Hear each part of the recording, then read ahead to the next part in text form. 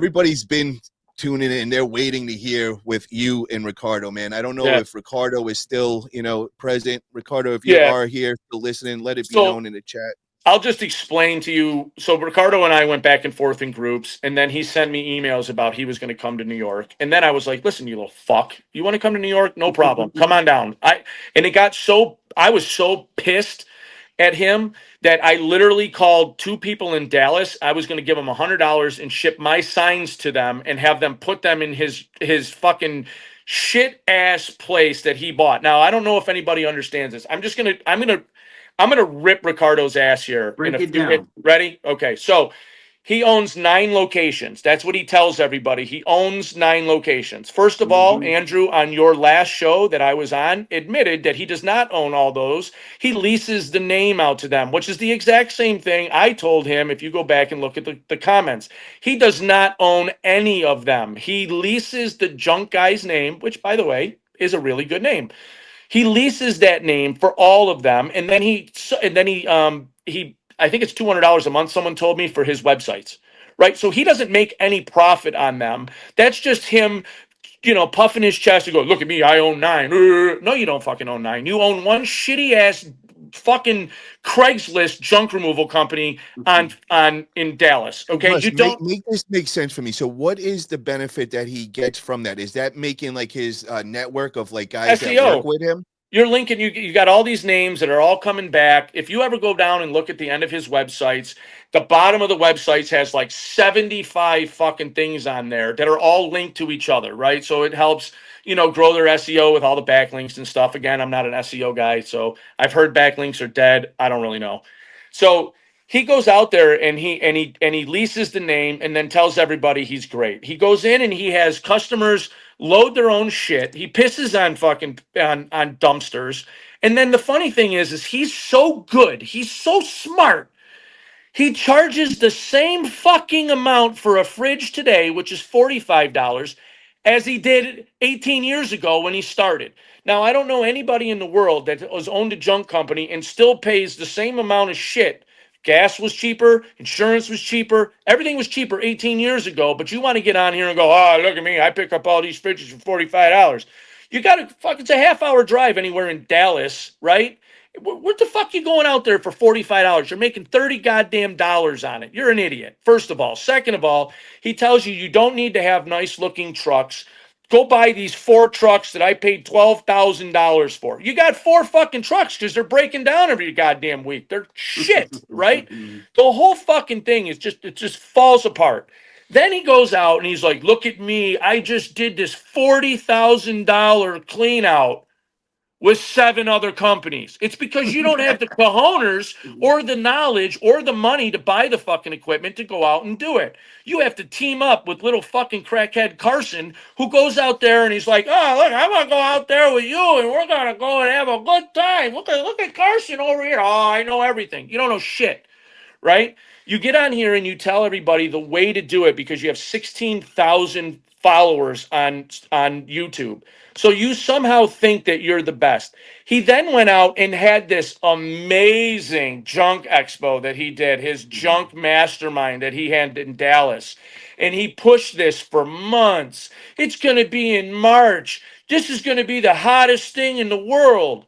15 people showed up, paid $150, and 8 of them were his own fucking people that he leased the name to.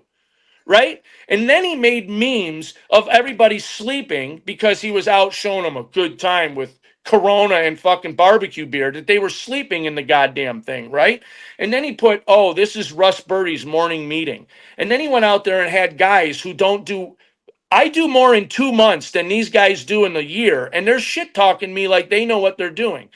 He has no idea. Don't get reviews. You don't need reviews. What the fuck you don't need reviews for? Obviously, you don't get 22 and 18 years. You're a dipshit. You don't know what the fuck you're talking about. I mean, he's never, then he gets on here, and this was the best, the last time he was on your show, and he goes, "Yeah, I think Shit Nugget over there asked him, I'll give you $100,000 to buy your business if you want to get out of it," right? You remember when Shit Nugget said that? And then all of a sudden, he goes, No, I wouldn't do it for 100,000. What number would it be? I think I'd have to get $500,000. Now, I'm I've been in business a long fucking time. If you own 9 locations, 37 trailers, and you're breaking in millions in revenue, you're not worth $500,000. You're worth 7 figures. But you're willing to take $500,000 for an empire that does millions of dollars? No, because you're not fucking doing it. There isn't a person that would buy that business for less than a crack pipe and a $10 heroin bag. It is terrible. And then let's just get into his haunted houses. This is even better. He made, if I'm not mistaken, I'm going to do the math here real quick. So he made in his videos $900,000 in 1 month doing his haunted houses, right? Now, no one knows what he's charging everybody, and no one knows his hours, but let's just play a game, okay? $20 a person, right? At 900,000 in a month, he's got to pump through 45,000 people in 1 month at $20 a person to hit the number he set. Now, if you do the math and you divide that by 30 days, he's got to pump 1,500 people every day, 7 days a week through this fucking thing to make 900 grand. Now, I don't know about you, but I don't think anybody's coming to look at a fucking haunted house at 3 in the morning, 5 in the morning, 7, 8, 9, 12, 1, 2 o'clock in the morning, big right? Parking lot is what I'm thinking too. Well, you need a big parking lot, but let's just do enforcement.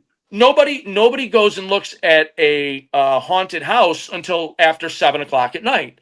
And let's just say that you open till midnight, five hours a day, 35 hours a week for 4 weeks. It's 140 hours.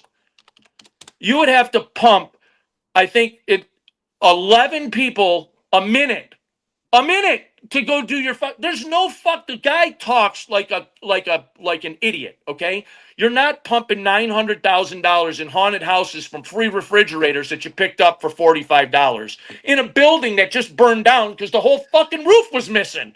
Like, you go out there, oh, look at the building I bought for my new headquarters. It's missing a roof. It's fucking flooding in here. When it rains, everything gets ruined, and then all of a sudden, it burned down. Oh. What do you think the insurance is on that with all those employees he said he has, and None. the workers' comp on that? None. He don't pay fuck. You go back to some of his other videos. He would just give and it was actually kind of cruel. I didn't like it the way that he was doing it. But basically, he was like, "Oh, I just give the metal to the illegals so that they can just take it back because I don't even want the metal, right?" And then he gets on here and he brags, right? If you go back and watch his videos, and he talks about, you see this 40-yard container that I have on my property? I filled that up this week. Is that a fucking accomplishment? That's 2.5 trucks, you dipshit. You the whole week, you're out there going, I filled up this 40-yard container one time. That's how you do it. You're a dipshit. Because anybody in their right mind would know you don't load it at the house, go back to your yard, unload it, and put it in a dumpster that you're paying more for. You would just drive it to the fucking landfill and hand unload it because you got to do it anyway. I'll just give you an idea, Ricktardo, since you're listening. I filled up 7 40-yard containers in the last 2 days. Okay? So when you tell me that I don't know what I'm doing and you go out there and nobody knows me like you like to say, I would venture to guess by looking at the comments, and I can't see how many people are in this right now that are watching. 31. That's more people watching me on YouTube than drove their ass or flew their ass to Dallas to listen to you talk for 2 fucking hours, you dipshit. Now, Russ, I want to ask you this, man. Can you say something nice about Ricky? Junk Guys is a good name. Okay.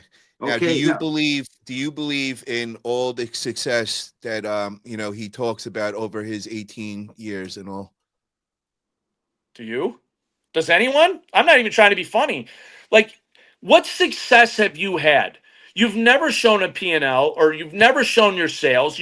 And by the way, that was the other thing too that I wanted to remind me, JT and the PL, because he said that none of the big dogs will show their PL. Just so you guys know, your P&L is going to be more profitable as an owner-operator than it's ever going to be as a multi-truck job like mine. So when JT comes out and says he's making 85 to 90%, that's only taken into effect. He has no labor because he's not paying anybody to do it. He doesn't have comp insurance and everything else. So as a single owner-operator, you're going to have a better PL than me. But in the process, where I am, my profits will be more than his sales this year. So there is a big difference between your P&L when you're new and your P&L when you're older and you're more established. So I just wanted to tell him that, yes, he's going to beat me on a P&L because his expenses, and he's going to show a higher profit margin, but it's a numbers game. And if I'm making 20% at 400,000, that's only 80 grand. But if I'm making 20% at $1 million, that's, you know what I mean? That's 200,000. So it's all relative to numbers, but that was just my thing about that. Russ, if you were in Texas and you were in Ricardo's area, do you I'd bury him. You bury him? You I'd just bury him. crush him? I would bury him, and I would try to find a spot that was a public spot that my daughter just commented. Thanks, Angelina. My daughter just Thanks, commented that. Angelina. Thank you. Russ is on fire for real. That's right. So what I would do is I'm that asshole that I would park my truck across the street from him every fucking day. And I did it to Got Junk. They pissed me off. I literally signed every single corner on the way to their place, and I did it over and over and over again. I'm the dog that'll piss on your fire hydrant and let you know I pissed on your fire hydrant, and there's nothing you can do about it. I don't care. Could you imagine these two in the same area going, oh, let's even make it more spicy. Let's throw Andrew in there and put neither one of them would have a chance. That would be a show right there, bro. Let's go start a show. We start them at the very beginning. They get 100K each, and let's go see who builds the biggest one. They're done. I'd smoke them in 6 months. They'd be out of business. I'd bury them. So you're saying you'll bury Andrew too? Yeah, so I'll give you the gist on Andrew and why he thinks I'm dog shit or I talk a lot of shit and all this other stuff. So if I was dog shit, Andrew, I wouldn't be kicking your ass in sales. Now I'm gonna no, hold on, Russ. Before you go off, I just want to let you know one thing. I do got to say this for Andrew. Andrew does not want the drama with you. He called me up and he wanted to see if we could mediate and squash it. He's down to, I mean, I just wanted to let you know that it's not the same as Ricky. Yeah, because, well, it kind of is, because he got together with Ricktardo and they were trying to do a bunch of shit. And they were trying to, get me to box is what it was. And what happened is me and Andrew talked, and we actually got along. And, he would ask me and I would ask him, and we would talk back and forth, and I'd give him advice when he started and everything else. And then it got to the point where he sold his business and got into autopilot and all this other shit that he was trying to do promotions at Matt's first Junk Expo of me and him boxing. And I was like, listen, I'm not a boxer. I don't know how to box. I'm not going to get in shape for a box. But what it was is the way that they were doing it. And he brought it up more than once. So it wasn't like he made a post, hey, maybe we should have a boxing match. And everyone was like, oh, that's great. And that was the end of it. It was weeks long. He kept pushing this and pushing this and pushing this. And I got to the point, I was like, listen, man, don't use my fucking name. Don't use my likeness. Don't use anything to try to promote what you're trying to do to get people to show up so you can give away a free $10,000 dump trailer so everybody can sign up for autopilot. I don't want to be a part of it. Don't use me in any of that, right? So then it got into his business. And if you look at a lot of his YouTube videos, it's 90% of what everybody else has been saying in the game before he even got here. He asks a lot of questions of the people who have been in the business. He then takes that knowledge, turns it around, and spins it off as something that he knows. He doesn't know shit, because if he did, he wouldn't have made the mistake that he made and then said, well, I was just starting a business. I had no idea I needed workers' comp. When he goes out there and he tells everybody that he's a serial entrepreneur and he's done this before. So if you've owned businesses before, genius, you would know that workers' comp is mandatory to have if you are having employees. Now, if you're an owner-operator, you're not required to have it because you're not going to sue yourself. But here is the problem. When you do shit like that and you go, well, I was just learning and I didn't know I needed fucking comp insurance, can you really take anything the guy says at face value? Because if you just started a business and didn't realize that you needed workers' comp, most of what you've done after that is probably bullshit too, right? So let's just take his business, okay? One thing I do got to say, though, I got to say this for Andrew. Andrew's, I think, MO is, his famous line that I've taken was working in the gray area. No, that Toodles, I love that too, but I love the working in the gray area, because that hits home when he says that. Usually when he's telling you something that he really shouldn't be telling you. So he's telling you, well, I work in that gray area, which means I'm doing it illegal, right? Let's just cut the bullshit. We know what it means, right? I work in the gray area. That means I'm not legal. Okay, just fucking say what it is, okay? But I'm going to take his business, okay? So I'm gonna just say what he has used in his spiel. I was a successful junk removal owner. I did 7 figures in my first year. First of all, you're in Los Angeles County where there's about 9 to 10 million people. Okay. That you can do because you have so many people that it's not hard to get to $1 million in the first year. You know how we got there? I spent 30% of my revenue on advertising on Google Ads. So let's just take $1 million, wipe out 300,000 right on his out of the box. He did $700,000, right? You got dump fees on $1 million at 10%, that's 100 grand. You got 5% in gas, that's another 50 grand. You got all your credit card fees, or maybe he wasn't taking credit cards and just, cash or taking his checks to a check cashing place. Who knows? Right? So you have your dump fees, you're going to rip out another 150,000. So you're already gone 450,000 out of $1 million, right? And you haven't done any repairs on your car. You haven't wrapped the car. You haven't paid for your cell phone. You haven't paid for your GL, nothing, right? So let's just say at the end of the day, he was making 25%, right? Because that's on $1 million with multiple people and him using answering services and people from the Philippines and the VAs and all the bullshit that he says he uses, right? I was hands off. I didn't answer the phone. I didn't do any of that. But all of the YouTube shorts show me loading shit into trucks because I didn't do it, right? You're full of shit, okay? So you're at $250,000 EBITDA earnings. Now, if nobody knows what EBITDA earnings is, there's 3 different types of profit. There is going to be your gross profit, which is going to be after all of your expenses. You're going to have your EBITDA earnings, which is earnings before interest, taxes, depreciation, and amortization, right? That is what you're going to be bought on. What that EBITDA earnings is what your offer is going to be, okay? And then you have net profit, which is after the government bends you over and rips your fucking prostate out and steals your money. Okay. So there's 3 different types of profit. EBITDA is what you get bought on. Now, let's say that I made $250,000 on $1 million because I did 25%. And then all of a sudden, I sold that business for $225,000. So you sold a business for less money than you were making in the very first year that you ever did junk removal. I don't know. That seems red flag number 1, right? Next red flag is when you sold that business, they included all of your equipment buying in there too. So out of that $225,000 that you sold your business for, with the trucks and the trailers, they likely gave you 50 grand towards your equipment. So you sold $1 million company that was making $250,000 profit for essentially $175,000. Now you're going to have to pay tax on that $175,000. So at the end of the day, when you sold your 7-figure business for $225,000, you likely walked away with $80,000 plus the cost of the equipment you bought. Is that really someone that you need to go out and idolize in the business? I will tell you that I have been offered to be bought 3 separate times. The highest amount that I was offered was $680,000, and I said no. Okay? No, I'm not doing it.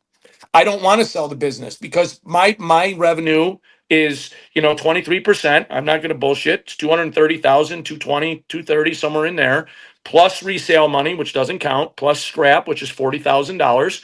So all in, I'm about 275 a year profit on the business. But that also doesn't include my salary or my wife's salary. So if I took all of that into consideration, I'm north of 350 to 400. Okay. So it's not something that I'm willing to sell for $680,000 because that's a year and a half. Most of the businesses in junk removal businesses right now are being bought at about 2 to 4 times EBITDA earnings, depending on how well you're doing. There's some private equity guys that are in there. They bought Cade Swallow. There's a couple other ones that are out there, and they're paying like 3 to 5x EBITDA earnings, but they want a management structure in place. How many years does the business have to be running for you to get that, to see those returns? I mean, they're going to want 3 years. They're going to want to see. They're not going to go out there in 1 year because you can't replicate it, right?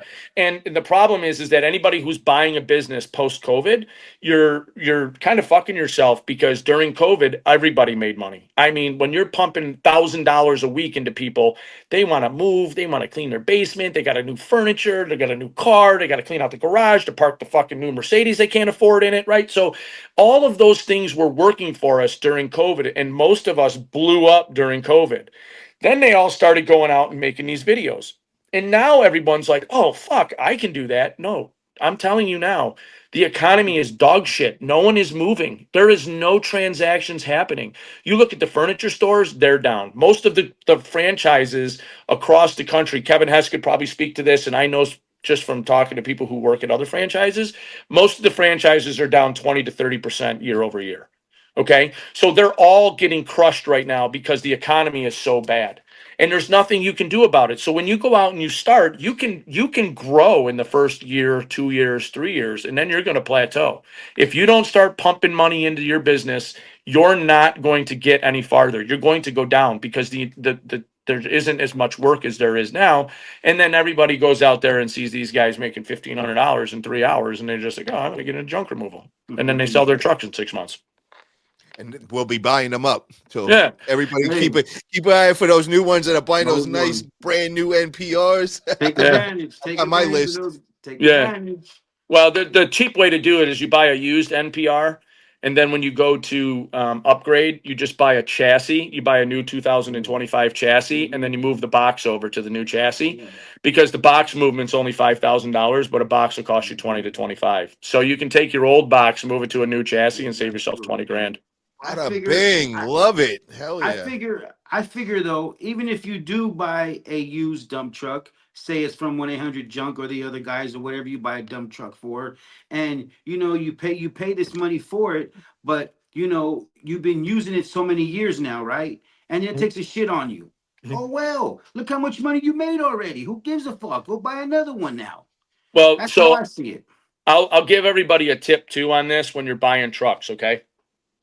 Do not buy a Chevy between 2015 and 2019 and use it for junk removal. And I'm going to tell you why. There's actually a class action lawsuit against Chevy right now because they knew that there was a problem with the transmissions. Okay. And so what's happening is all these transmissions are failing because they're in this cycle between 2015 and 2019. You can go look it up. The class action lawsuit just got passed through federal law. So they're going to be going out there and now they're going to get a class action lawsuit to sue Chevy because they knew the transmissions are bad. The reason I know this is because I replaced the transmission in my 2017 Chevy GMC in Florida. I replaced the 2019 Chevy transmission in my 2019 Isuzu. And my wife's 2019 Tahoe has what they call a converter shutter, which the transmission's going to go in that, but I'm just driving it till it fucking blows up because I'm not going to put $6 grand in it. I got AAA in another car. I'll pick her up. So, but yeah, 2015 to 2019 Chevy anything with the Chevy transmission. I think it's an L6L or 60L or some shit. I don't know. Yeah, you can Google it, but yeah, I would stay away from them. Mm-hmm. Got it. We gotta write that down for sure. Straight knowledge for all you guys out there. This guy is dropping those gems. And it's because I don't know anything. No one knows who I am.